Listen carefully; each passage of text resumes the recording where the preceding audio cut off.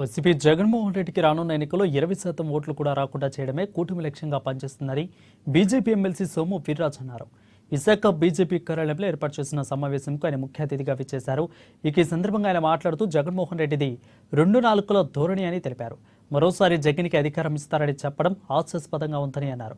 Double engine సర్కారుతో ఈ రాష్ట్రం అభివృద్ధి చెందుతుందని ఆయన అభిప్రాయపడ్డారు. జగన్మోహన్ రెడ్డిని విశాఖను ఆర్థిక రాజధానిగా చేస్తామని చెప్పి తన సొంతానికి 500 కోట్లతో పెద్ద భవంతి కట్టుకున్నారని సోము వీర్రాజు ఎద్దేవా చేశారు. వెస్ట్ నియోజకవర్గాల నుంచి పార్టీలో వైసీపీలో అనేక పదవులు అలంకరించినటువంటి పెద్దలు కార్పొరేటర్లు పెద్ద ఎత్తున ఈవేళ పార్టీలో చేరుతున్న సందర్భంలో చేర్పిస్తున్నందుకు వారిని అభినందిస్తూ చేరే వారికి అందరూ కూడా పార్టీ తరఫున స్వాగతం పలుకుతూ పార్టీలో చేరి రాష్ట్రంలో కూటమిని మరింత బలోపేతం చేసే విధంగా అందరం కూడా కలిసి పనిచేసే విధంగా ఆంధ్రప్రదేశ్ భారతీయ జనతా పార్టీ వ్యూహాన్ని రచిస్తూ ఉంది.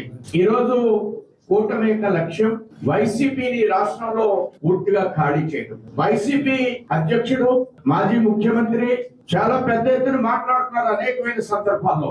నేను మరలా ముఖ్యమంత్రి అవుతా, మీ అందరి యొక్క మీ సంగతి చూస్తానని ఆయన